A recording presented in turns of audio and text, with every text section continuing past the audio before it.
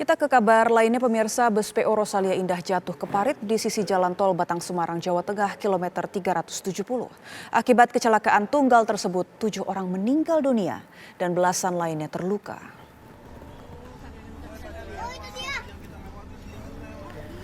Bus PO Rosalia Indah mengalami kecelakaan di kilometer 370, ruas jalan tol Batang Semarang, Jawa Tengah. Awalnya bus bernomor polisi AD 7019 AO itu melaju dari arah barat ke timur. Sesampainya di kilometer 370, bus keluar jalan tol dan terperosok di parit sisi kiri jalan tol. Diduga sopir mengantuk.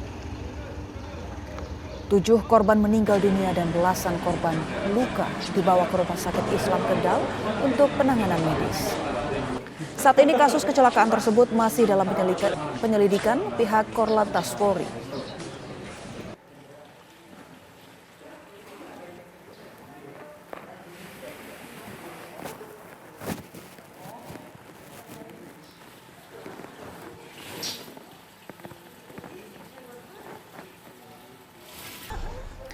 Selanjutnya, pemirsa, untuk memperbarui informasi terkait bus Rosalia Indah yang mengalami kecelakaan di Tol Batang Kendal, Jawa Tengah, kami sudah terhubung dengan Kombes Pol Sony Irawan selaku Dirlantas Polda Jawa Tengah. Selamat pagi, Pak Sony. Selamat pagi, Mbak. Baik, Pak, bisa dijelaskan Pak hasil olah TKP hingga saat ini? Informasi terbaru dari sana, Pak. Ya, terima kasih, Mbak. Jadi memang benar kemarin jam 6.35 telah terjadi laka lantas tunggal, di mana kejadian tersebut di kilometer 370 dari arah barat menuju timur. Kemudian dari kejadian tersebut, korban meninggal dunia ada sampai dengan saat ini sebanyak 7 korban.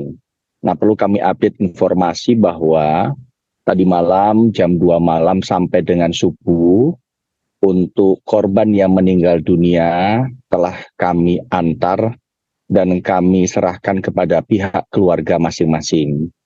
Ada yang ke wilayah Bekasi, ada yang ke wilayah Jombang, ada yang ke wilayah Wonogiri, dan ada yang ke wilayah Nganjuk.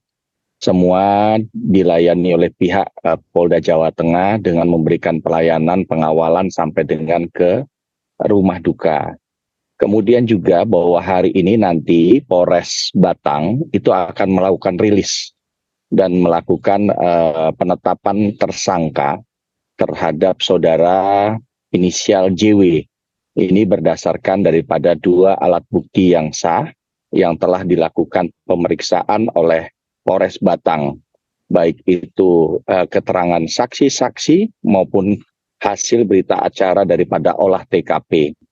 Dan pasal yang disangkakan adalah pasal 310 ayat 2, 3, dan 4 dengan sanksi ataupun hukuman. Baik, Pak Sony, sejauh ini penyebab terjadinya kecelakaan apakah murni karena kelalaian sopir yang diduga mengantuk atau ada sebab lain, Pak?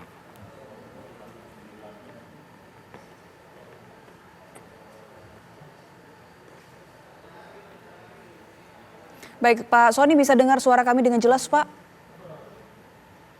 Bisa dengar. Suara saya kedengaran? Terdengar jelas. Pak Sony, kami ingin tahu penyebab terjadinya kecelakaan apakah benar-benar murni karena kelalaian sopir yang mengantuk atau ada sebab lain, Pak? Ya, kita terus mendalami, tetapi hasil pemeriksaan sementara ini dapat disimpulkan memang ini karena kelalaian daripada supir. Berdasarkan pasal 90 Undang-Undang Lalu Lintas Angkutan Jalan itu dijelaskan bahwa pengemudi itu mengemudikan kendaraan maksimal 8 jam. Tiap 4 jam bisa melakukan istirahat. Nah, kami sudah melakukan pemeriksaan terhadap beberapa saksi termasuk dari pihak pengemudi bahwa yang bersangkutan ini berangkat dari Terminal Pondok Ungu Bekasi jam 3 sore. Kemudian sampai di kilometer 110 itu bergantian dengan rekannya. Nah, rekannya kemudian membawa sampai dengan kilometer 227 perbatasan di Ciledug dengan Cirebon. Dan waktu disampai di kilometer 227 ini rekannya menyampaikan kendaraan kurang fit. Sehingga disusulkanlah kendaraan yang penggantinya yang dibawa oleh si sopir JW tersebut. Akhirnya bergantian JW membawa dari 227 sampai dengan jam 4 subuh atau jam 3 subuh kemudian dia membawa dan terjadilah kecelakaan di 370.50 titik awalnya. Nah, kami coba bertanya kepada pengemudi, kemudian kita dalami bahwa yang bersangkutan memang mengakui mengalami kelelahan pada saat mengendarai tersebut. Kemudian mengalami microslip atau ngantuk sesaat. Sehingga pada kilometer 370.50 itu kendaraan yang dikemudikannya membanting ke sebelah kiri, menabrak parit yang ada dan terseret sepanjang 160 km di titik akhir di 370.200. Jadi sementara kesimpulan yang dapat kami ambil memang karena itu kelalaian daripada pengemudi, Mbak. Demikian, Mbak. Baik, Pak Dirlantas, ini artinya ada kelebihan jam yang dilakukan oleh sopir, ia bekerja sudah melebihi batas yang seharusnya. Apakah pihak pengelola dari PO Bus juga turut diperiksa, Pak? Begini, Mbak. Kalau di dalam undang-undang itu 4 jam, tetapi maksimal 8 jam. 4 jam itu beristirahat, maksimal 8 jam. Nah, kami masih mendalami bahwa pengemudi ini mengemudinya masih di 7 jam ya. Baik, Tetapi ini masih kita dalami terus dengan keterangan ya, masih dalam normal ya. Nah, ada waktu yang bersangkutan istirahat pada saat yang bersangkutan aplusan dengan temannya. Apakah kita dalami waktu istirahat tersebut digunakan untuk istirahat atau tidak?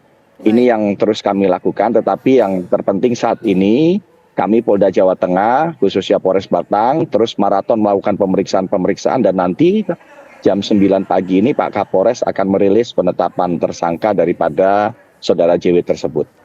Ya. Baik, Pak Dir kemarin juga menyampaikan bahwa sudah dilakukan juga tes urin terhadap sopir, Pak. Hasilnya seperti apa? Oh ya betul, bahwa hasil pemeriksaan urin memang daripada saudara JW tersebut negatif ya, negatif. Jadi begitu kejadian kita langsung melakukan olah TKP, kemudian kita juga melakukan evakuasi korban, evakuasi kendaraan sambil gatur dan melakukan pemeriksaan urin dan dinyatakan hasilnya negatif, Mbak. Baik, Pak, antisipasi agar tidak terjadi kecelakaan serupa khususnya di masa arus balik Lebaran ini seperti apa, Pak? Juga mungkin imbauan ke pihak PO ataupun manajemen dari bus sendiri, Pak.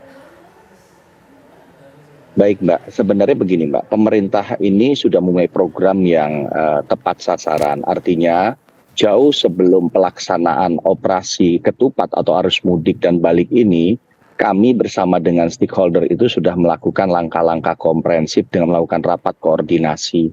Dan juga disampaikan dan bahkan di lapangan kita melakukan bersama-sama. Sebagai contoh kita melakukan apa yang dikenal dengan ramcek. Ramcek itu mengecek terkait dengan SMK, Sistem Manajemen Keselamatan yang ada di perusahaan-perusahaan. Baik itu di perusahaan angkutan penumpang seperti Organda, perusahaan angkutan truk seperti Aptrindo juga. Ini rutin dilakukan. Kemudian kita juga menghimbau, mengecek bagaimana sistem terhadap perawatan kendaraan, sistem terhadap pemeliharaan sumber daya manusia dalam hal tiap pengemudi, bagaimana mereka di gajinya seperti apa, sistem kerjanya seperti apa. Ini kita lakukan cek and recheck dan tidak bosan-bosannya kami pihak kepolisian dengan seluruh stakeholder selalu menghimbau pada masyarakat.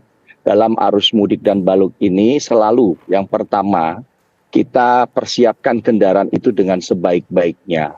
Cek kembali kendaraan yang akan kita gunakan. Karena hasil pantauan kami di lapangan selama operasi mudik ini hampir lebih daripada yang masuk ke jalan tol itu ada dalam sehari ada hampir 10-20 kendaraan yang mogok. Yang diakibatkan karena ada kepanas mesin, radiator bocor, dan lain sebagainya. Baik. Kemudian yang kedua, persiapkan diri kita dengan sebaik-baiknya. Kalau memang fit, kita tidak fit, jangan berangkat. Pilihlah waktu yang tepat dengan kondisi fit kita.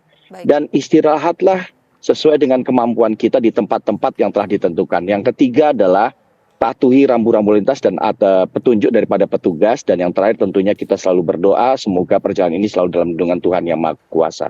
Demikian, Mbak. Baik, terima kasih Dirlantas Polda Jawa Tengah Kombes Pol Sony Irawan atas waktu dan informasinya untuk kami.